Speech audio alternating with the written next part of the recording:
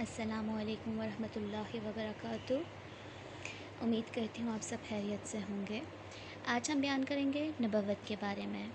ایک مسلمان کے لیے جس طرح ذات و صفات الہی کا جاننا، ماننا اور ان پر ایمان لانا ضروری ہے اور فرض عظیم ہے، اسی طرح یہ جاننا بھی ضروری ہے کہ نبی کون ہو سکتا ہے، نبی کے لیے کیا جائز ہے، کیا واجب ہے اور کیا محال ہے، کہ کسی واجب کا انکار کر کے اور کسی محال کا اقرار کر کے کہیں وہ دائرہ اسلام سے خارج نہ ہو جائے۔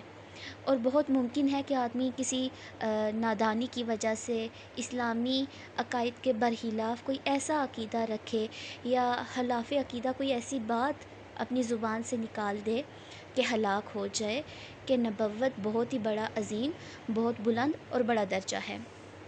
اللہ پاک نے اپنے خاص فضل و کرم سے بندوں کی ہدایت اور رہنمائی کے لیے جن پاک بندوں کو اپنا پیغام پہنچانے کے لیے مبعوث فرمایا اور بھیجا، انہیں نبی کہتے ہیں۔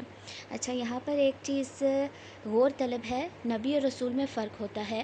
ہر نبی رسول نہیں ہوتا مگر ہر رسول نبی ہوتا ہے۔ فرق کیا ہے دونوں میں؟ رسول صاحب شریعت ہوتا ہے، اس کے اوپر آسمانی کتاب نازل کی جاتی ہے، جبکہ نبی اپنے سے پہلے آنے والے رسول کی شریعت کے اوپر عمل کرواتا ہے اور لوگوں کو اسی کی تبلیغ کرتا ہے۔ یہ اللہ اور بندوں کے درمیان واسطہ ہوتا ہے جو لوگوں کو خدا تعالیٰ کی طرف بلاتا ہے۔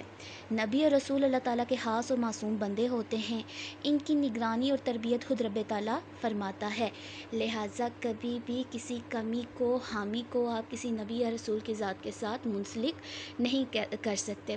اکثر سنا جاتا ہے بہت سے افراد نہیں علم ہوتا، اپنی کم علمی کی وجہ سے کہہ دیتے ہیں کہ کیا تھا کہ حضرت آدم علیہ السلام اگر رب تعالیٰ کی نافرمانی نہ کرتے، آج ہم بھی جنت میں بیٹھے ان نعمتوں سے لطف اندوز ہو رہے ہوتے۔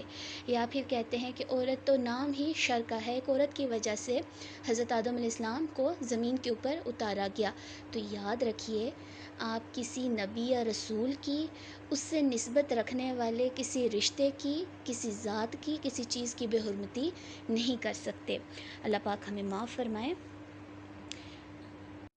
تمام انبیاء کرام خوبصورت، نیک سیرت، عبادت گزار، پرہیزگار، تمام اخلاق حسنہ، نیک خصلتوں سے آراستہ، ہر قسم کی برائی، بے حیائی اور بے غیرتی کے کاموں سے دور رہنے والے ہوتے ہیں۔ انہیں عقل کامل عطا کی جاتی ہے، اوروں کی عقل سے ہزار درجے زائد کسی دانشور، کسی فلسفی، کسی سائنسدان کی فہم و فراست زیر کی ذہانت ان کے لاکھویں حصے تک نہیں پہنچ سکتی۔ مزید برآں ہر نبی کی، ہر رسول کی تعظیم کرنا ہر مسلمان پر فرض ہے، بلکہ یہ فرض دوسرے تمام فرائض سے بڑھ کر ہے۔ جو کوئی شخص کسی نبی کی شان میں کوئی ایسی بات کہے کہ جس سے ان کی توہین ہوتی ہو تو وہ مسلمان نہیں ہو سکتا، وہ کافر ہے، اگرچہ وہ اسلام کا نام لیتا ہو۔ ہمارا دین اسلام تو وہ دین ہے کہ جو ہمیں نہ صرف اپنے نبی کی اطاعت کا، پیروی کا، ان کا ادب و احترام کرنے کا حکم دیتا ہے، بلکہ ساتھ ہی کیا کہتا ہے کہ ہمارے لیے مسلمان ہونے کی شرط رکھتی گئی ہے کہ ہم نبی پاک صلی اللہ علیہ وسلم سے پہلے آنے والے تمام انبیاء پر ایمان لائیں گے، ان کا ادب کریں گے، تب ہی جو ہے وہ ہمارے اعمال قبول ہوں گے۔ تو ہمیں چاہیے کہ شریعت محمدی صلی اللہ علیہ وسلم پر عمل کریں، کیونکہ جب نبی پاک صلی اللہ علیہ وسلم کی شریعت آ گئی ہے تو باقی تمام شریعتوں کی حیثیت منسوخ کسی ہے، ان کے اوپر عمل نہیں کیا جائے گا، مگر تمام انبیاء کرام کا احترام کرنا ہمارے اوپر لازم قرار دیا گیا ہے۔